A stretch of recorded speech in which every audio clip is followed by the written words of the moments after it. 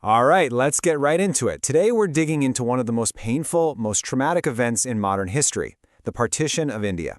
Now you might think you know the story, that it was all about ancient religious hatreds.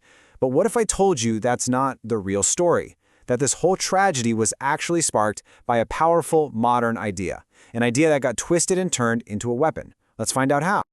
To really get a feel for this moment, just listen to these words from the poet Faz Ahmed Faiz. He just nails that feeling of profound disillusionment.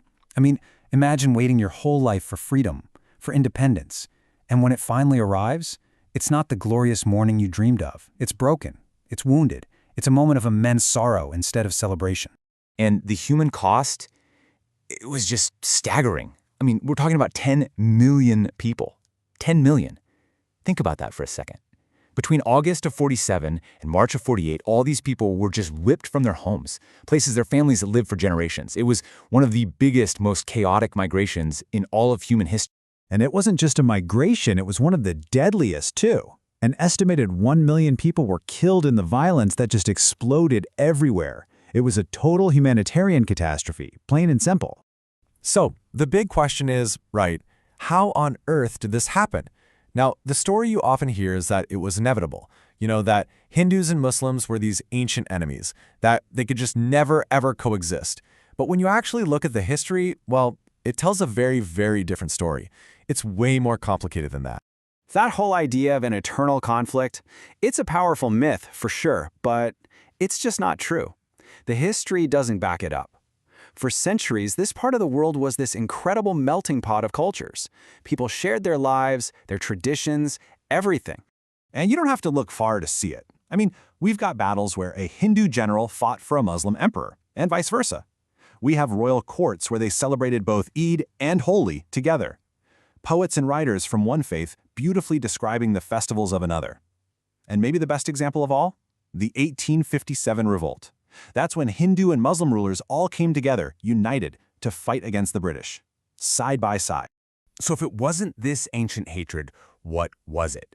Well, to find the real answer, the seed of this division, we have to do something a little unexpected. We need to go back in time a few hundred years, and we need to go to Europe. Okay, so picture this. You've got the Renaissance, then the American and French revolutions. This was a time when everything was being turned upside down. It wasn't just about getting rid of kings and queens. It was about unleashing these huge, powerful new ideas about how a country should even work. And these ideas, they were about to change the entire planet. So first up, you've got the idea of liberty. This was revolutionary, right? The idea that every single person has basic rights and freedoms. Not because a king gives them to you, but just because you're human. Then came this other bombshell, popular sovereignty. I mean, this was a truly radical concept. It says that the real power in a country belongs to the people. All the people, not some monarch who claims God put him there. And all of this kind of comes together in this one massive idea, the nation-state. The idea that if you're a people, a nation with a shared identity, maybe a language or a culture or history, then you have the right to your own country, to govern yourselves. Now these ideas, liberty, sovereignty, the nation-state, they were like wildfire. And eventually, they reached India. But here's the tragic twist. In India, under British colonial rule, that powerful, noble idea of a people governing themselves, it got twisted, it got manipulated, and it was turned into a weapon. Remember that unified revolt of 1857 we talked about? Well, it scared the British to death, absolutely terrified them.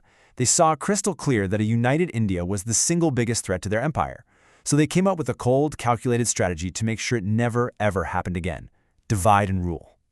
And this wasn't some random thing. It was a very deliberate step-by-step plan. First, they'd find and empower loyalists who would preach a pro-British, anti-unity message. Then, they started messing with the history books taught in schools, amplifying any story of conflict they could find. But the real masterstroke, the most damaging thing they did, was introduce separate electorates in 1909. Suddenly, you weren't just voting as an Indian. You were forced to vote as a Hindu or as a Muslim. It literally baked division right into the political system. So you can see what's happening here, right? This strategy, over decades, just systematically poisoned the well. It created this toxic environment where politics based on religion could actually grow and fester. And an idea that was once totally unthinkable, splitting the country apart, started to seem, well, for some, like the only logical option. This is when that two-nation theory, The idea that Hindus and Muslims were fundamentally separate nations really started to gain traction. You had political groups forming on both sides, each feeding off the other, creating this vicious cycle of fear and suspicion. And those narratives the British had pushed so hard, the Hindus are in danger, the Muslims are in danger, they became powerful political tools used by everyone. So, fast forward to 1947. Decades of this poison had done their damage. The whole country was a tinderbox. The air was thick with tension and violence. And so the last viceroy, Lord Mountbatten, walks in and basically says, look, partition is the only way. He presented it as this unavoidable solution to a crisis that the British had in so many ways engineered themselves. So, what's the legacy of this single line drawn on a map? Well, the partition of India is this incredibly powerful, incredibly tragic reminder of how a beautiful idea, the idea of a nation, of people determining their own future, can be twisted into a weapon of division. And the consequences, as we've seen, can be absolutely catastrophic. It really shows you the two sides of nationalism.